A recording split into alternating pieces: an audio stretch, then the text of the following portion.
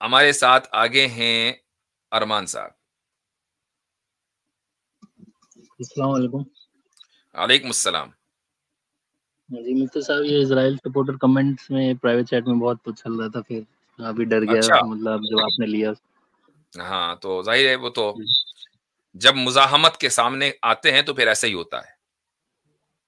جی مفتی صاحب، میرا سوال ہے حارث سلطان اور کیسر احمد رضا صاحب کے بیچ میں جب ڈیبیٹ ہوئی تھی تو اس نے ایک پوائنٹ اٹھایا تھا. ایک حدیث ہے صحیح بخاری کی 6915، اس میں اعتراض یہ ہے کہ مسلم اگر کسی غیر مسلم کو قتل کرتا ہے تو پنشمنٹ میں اس کا قتل کیوں نہیں ہوگا. 6915 یہ حضرت علی والی حدیث ہے نا وہ. اچھا ایک منٹ ذرا. عامر بھائی جو ہے وہ آنا چاہتے ہیں اور وہ کہہ رہے ہیں کہ اسٹیج فل ہے، تو جسٹ اے سیکنڈ. جی میں جگہ بنا رہا ہوں حضرت، جگہ. ہاں جگہ بنا دیں. اچھا جی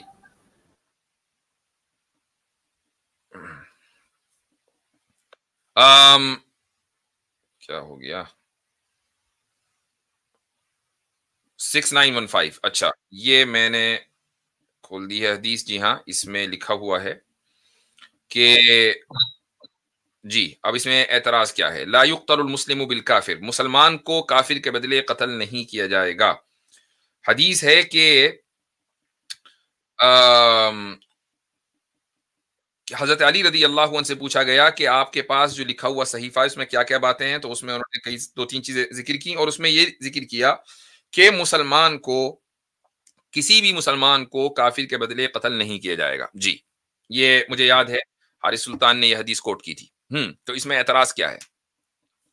اعتراض یہی ہے کہ قتل کے بدلے قتل کیوں نہیں ہے اگر مسلمان ہے تو. قتل کے بدلے قتل ہے، لیکن یہ قانون سٹیزنز کے لیے ہے. یعنی جو بھی اسلامک حکومت کا سٹیزن ہے، چاہے وہ مسلمان ہو اور چاہے وہ غیر مسلم ہو، تو قانون اس کے اوپر ہوگا. یہاں کافر سے مراد حربی ہے، یعنی ایک شخص دارالحرب سے آیا، اور دارالحرب کا مطلب ہے انیمی لینڈ. انیمی لینڈ سے جو آیا اس کو حربی کہا جاتا ہے. اب ایک شخص اگر اسلامک لینڈ میں غیر مسلم ہے تو اس کی 3 پاسبلٹیز ہیں. پاسبلٹی نمبر 1 کہ وہ ذمی ہو، یعنی وہ لوکل سٹیزن ہے اور باقاعدہ وہ ٹیکس پیئر ہے، اس کو ذمی کہا جاتا ہے. دوسرا وہ مستأمن ہو. مستأمن کا مطلب یہ ہے کہ وہ ویزا لے کر، باقاعدہ اجازت لے کر آپ کے یہاں آیا ہے اور وہ تجارت کرتا ہے، رہتا ہے، جو بھی ہے، ورک کر رہا ہے، امپلائمنٹ ہے، وہ مستأمن کہلاتا ہے. اور تیسرا جو نہ ویزا لے کر آیا اور نہ سٹیزن ہے، وہ بغیر ویزا کے، بغیر پرمیشن کے آپ کے یہاں اس نے انفلٹریشن کیا ہے، یہ ہے حربی. تو یہ جو حدیث ہے یہ ایسے شخص کے بارے میں ہے.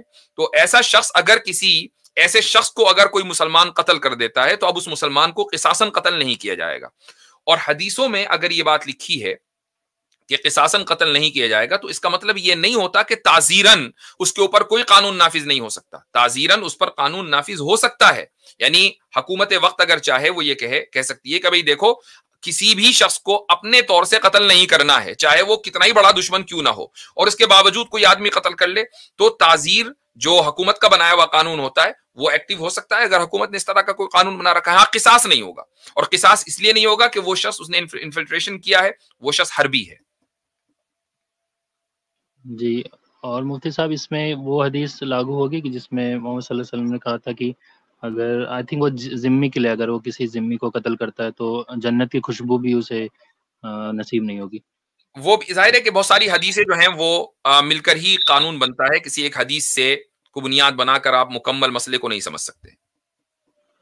جی ٹھیک ہے. اور ایک بس لاسٹ اسی پہ کہ جیسے پاکستان میں اگر کوئی مسلمان کسی غیر مسلم کو قتل کرتا ہے تو وہ کون سا اس میں کیا وہ ذمی کو قتل کرنا ہوگا اس میں؟ بھائی پاکستان میں اسلامی قانون کہاں ہے؟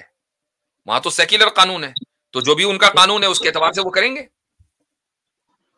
جی جی جی شکریہ مفتی صاحب.